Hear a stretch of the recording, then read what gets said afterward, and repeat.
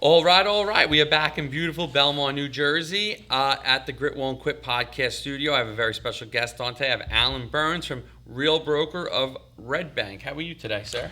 I am doing well. It's such a beautiful day out, and I really appreciate you inviting me down here to be a guest. Absolutely. So you and I met probably 5 or 6 years ago through another broker, and you know, I think it came up that you wanted to be on the podcast, and we reached out to you, and here we are. Yeah, you did a website for me.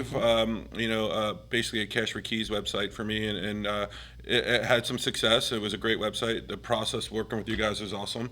So I really do appreciate that. Thank you. Yeah. So now you're on to bigger and better. Well, you've switched real estate companies, and now the new one is Real. Yeah, so the last 5 years, we developed a franchise. We bought a franchise model called Next Home. It wasn't in this area at the time, and we brought Next Home into the area, and we built. In 5 years, we built we built 4 offices, and we did about $1 billion in sales in those 5 years. But we made a decision to change our model when our franchise agreement was up because I didn't think the franchise model was the future. The cost of doing business was just way too high, and the cost of the franchise was too high, and my agents needed. The market's so competitive up there in terms of agent compensation that I had to pay agents more, and it left the broker at the end of the day with no money. And the only way I could grow was keep expanding, but more expansion led to more problems. Led to more liability, led to more bills, more insurance. The insurance costs and bills and liability was just too great for a franchise model to work. So it's interesting in the world of franchise for real estate, it's a tougher model. 100% tough model, especially if you're a corporation. If I'm Coldwell Banker or a big corporation, you have deep pockets, right? When you're a single operator, I'm an operator. You don't have those deep pockets, and the margins are just so thin on the broker side. Just didn't make sense. So we went out and searched. The only way it did make sense was expansion, and expansion didn't make sense because I had to recruit more agents. Agents are kind of struggling the last 12 months, right? So you had to pay them more because everybody's competing against you. Big eats small, right? So the bigger companies could basically give somebody 100% just to go sit in their office for a year. So it was just too great of a risk for me. So I in my research when my franchise came to an end. I was looking for a way. I was looking for a company that will allow my agents to make multiple streams of income, and that's when I came across Real. And Real is a nationwide company. It's basically a 3 or 4 year old company, but its projection is growing at such a high rate. And it allows my agents to make money in revenue share, stock options, their commission. They could build a team. So basically, we could talk about my model, but my model on top of their model just made a lot of sense for me. I didn't have to deal with the paperwork no more. Their technology is just so good, so I don't have to deal with the paperwork no more. The broker compliance. I don't have to. I really don't even have to have space if I want. I don't want to, but I believe agents still need a place to go, and it doesn't have to be big. No, I think that's the right call. I think there's still something to be said about that space. Yeah, but, and you don't need to give a person a desk, right? You don't need to give somebody a desk other than operations, right? Mm-hmm. Operations, the agent needs to feel supported, and they need to have that local operations, and that's what we've did at our Red Bank office. We made it where they could go and they can meet operations or they can meet their local leadership. But agents don't need a desk. And if they're sitting behind a desk nowadays with technology, they're probably not making any money. Yeah. The people that come into the office are the people that are taking time away from me, not giving me time. Mm-hmm. They just need that extra handheld. But we do. We designed something for those guys too. There's blocks a period of time that they could come and get help or get mentorship. Mm-hmm. Yeah. So how many agents do you have at this? So when I left Next Home, I think I brought over from my Red Bank office. I sold my office in Howell to Dave Gaggiola. He's a good operator, and then I separated my partnership in Rumson. So when I came over, when we were there, we had about 170 agents. I brought about 43 over with me, and now we're up to about 67 just out of the Red Bank location. Wow. Yeah. Are you going to open another location with this, or is this you're just going to run 60-something out of Red Bank? No, I mean, So part of the real model is, and we'll get into that. But part of the real model is I could basically open up in any state in a plug and play model, or any county in a plug and play model. So to me, I still think agents need that local address. So something like 1,000 square foot or a shared workspace, I would open up so an agent has somewhere to go at that period of time. My ultimate goal is to do 50-50, 50% of my time here in New Jersey and 50% of the time in Florida. Part of this move too was, I want to buy myself back some more freedom. All right, I want to buy myself back more freedom. Running a business up here, I never got to go to my house in Florida. Like, I would Yep. go for a week, but I want to go for months. Like, Yep. I want to go for months, and I want to have a team that supports me. I don't want to have to go look at my P&L every day, because the P&L will be taken care of by itself, from multiple streams of income. And that's what agents need to start thinking about. They need to start thinking about multiple streams of income. They just can't rely on their commissions. And now, are you training these guys to start thinking like this, and start thinking like a business owner? Every one of my everything I do with agents, and not every agent gets it. Like, Yeah. Agents, older school agents don't get it, right? They're still fighting over that 3% commission, which is drastically shrinking to 2%, right? Yeah. So they're fighting over that stuff, but they're not thinking. They're not using they're not using the resources that we've created, or that the company has created, or they're not seeing that, and they're not creating a business that could be, you don't have no sales that year, but if you have revenue share and you make $3,000 a month on your revenue share, that supplements like a no closing that month, right? Yeah, So I'm sure. always thinking about what your baseline. I teach my agents what's your baseline, okay, and this is what you need to make that month just to break even. If not, you're losing money. So ideally, I create all these little strings, these little pathways for them to look at their baseline and make their thing. It's up to them to implement at that point, but. Sure. And now they can build. So you could have teams within teams. Mm-hmm. So like you're the broker, but then an agent could bring on a whole team of people. Well, I'm not even really the broker. I'm just the broker. In the real model, the broker is the state broker. Okay. I'm just the managing broker of that office. Okay. All right. Got it. So yes, people could bring in, and this is where people could bring in their own teams and build their own teams underneath that brand in my office, and that's fine. We don't care. Do what you got to do. But the key of what we're doing, and this is where my model, and I'll explain my model and the real model and how it fits together. Sure. Right.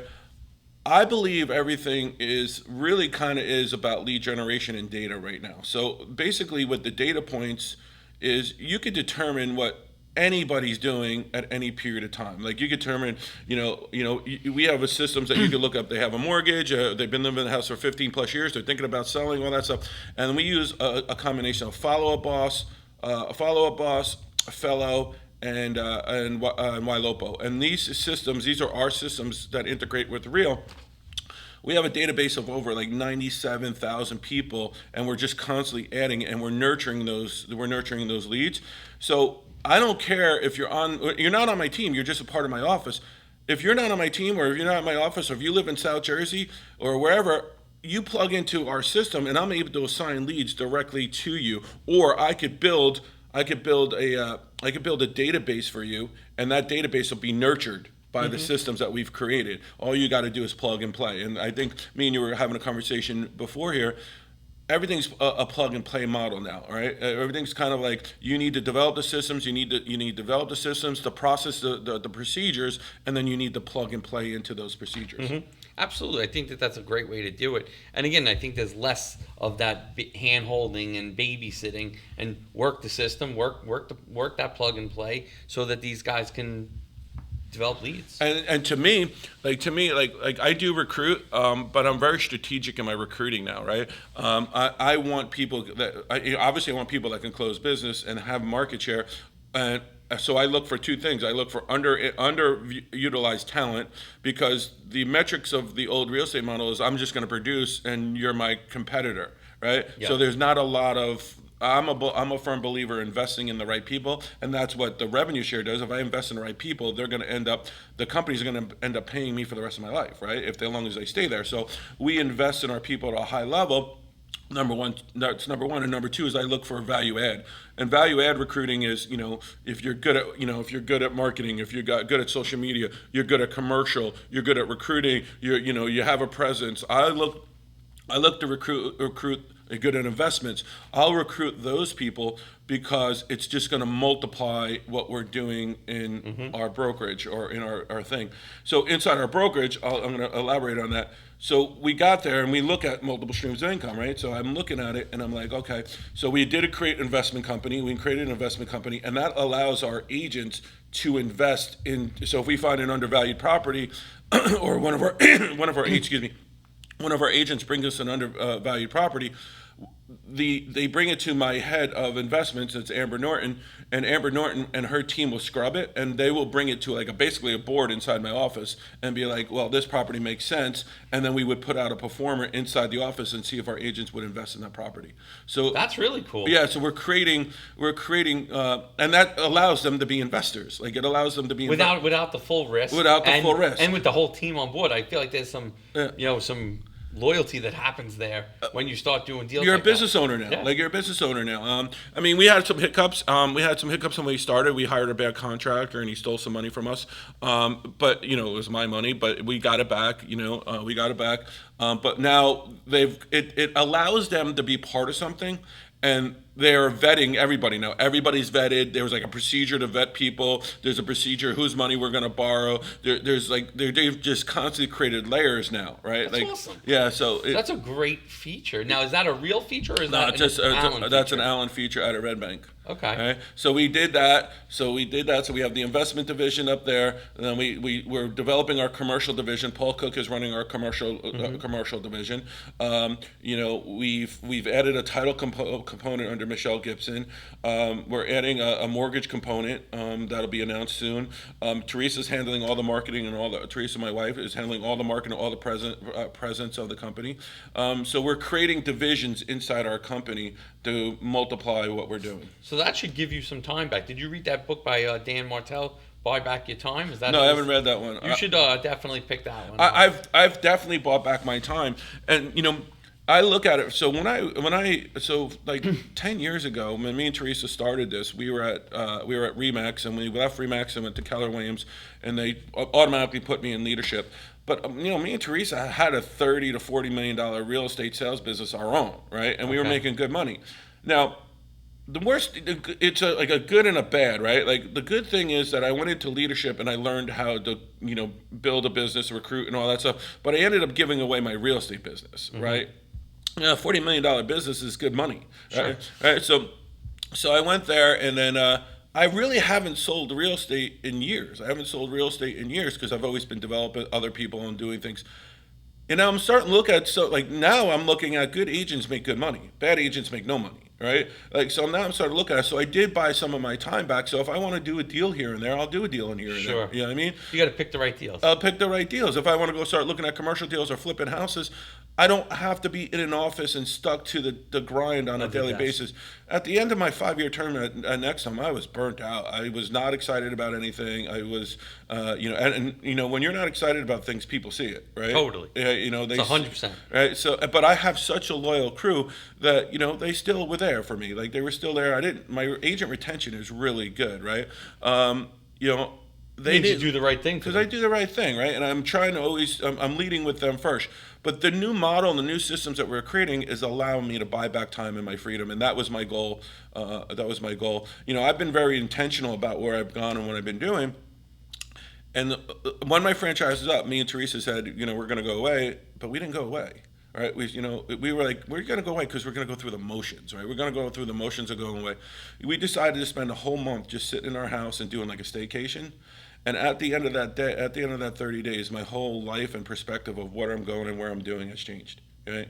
So that's kind of, when you start thinking, when you start getting to 50 years old, you're like, well, I got 10 more years left in this business, right? You need to make it as efficient and as free as possible. I don't want to be, you've seen agents at 60 years old can't even walk a flight of steps and they're still showing houses. The Glenn Ross guys. Yeah, we don't want to do that. And that's what I'm trying. I try to coach that to my agents all the time. You need to build multiple streams of income. Like you need to build passive income. And that's what I look at now is just passive income. What pools of passive income am I going to create?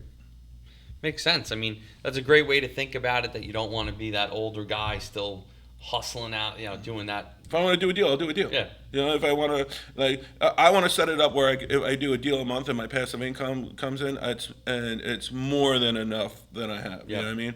And the biggest thing I tell agents is you got to buy real estate. Yep.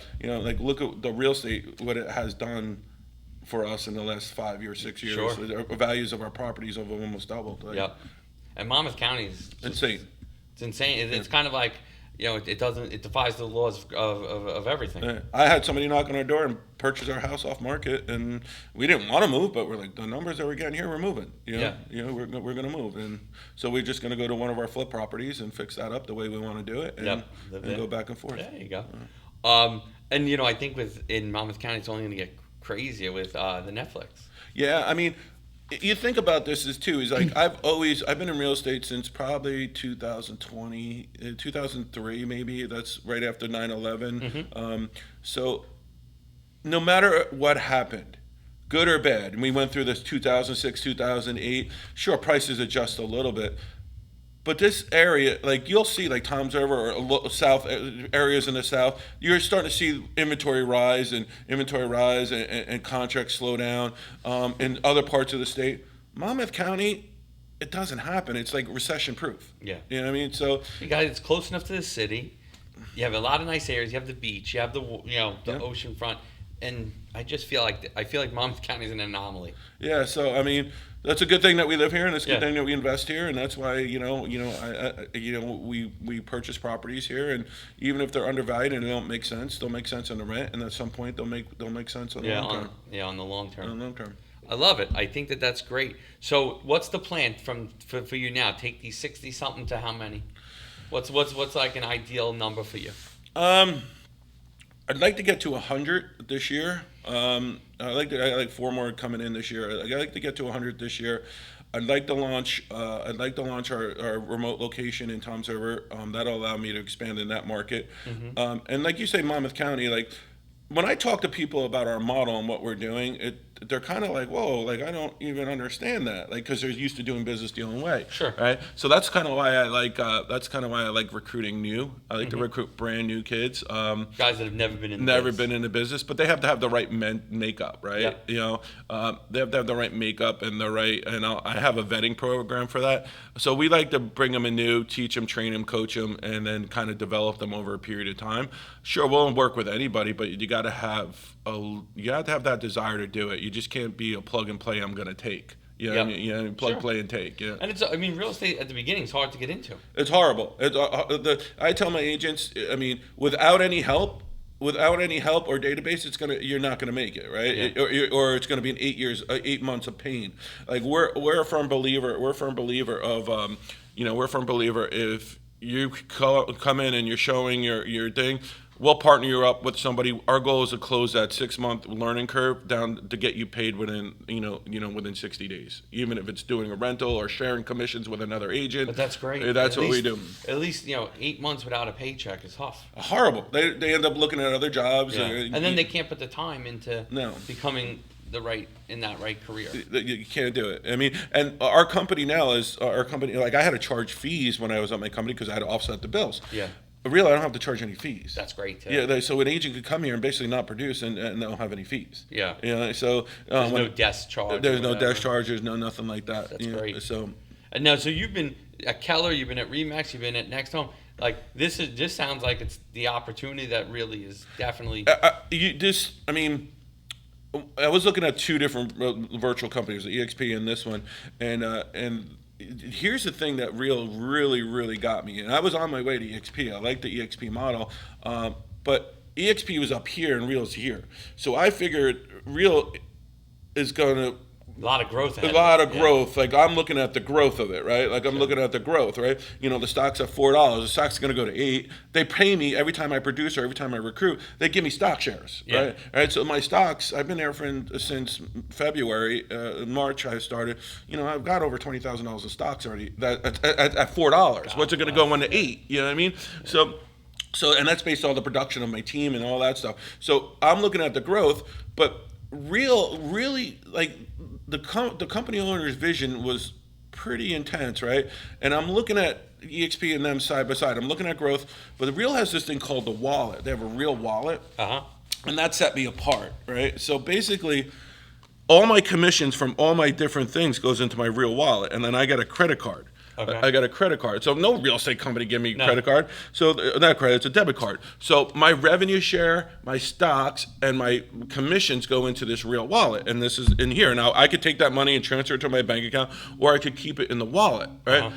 But the company looks at your wallet as an asset, and they'll match you with a line of credit they'll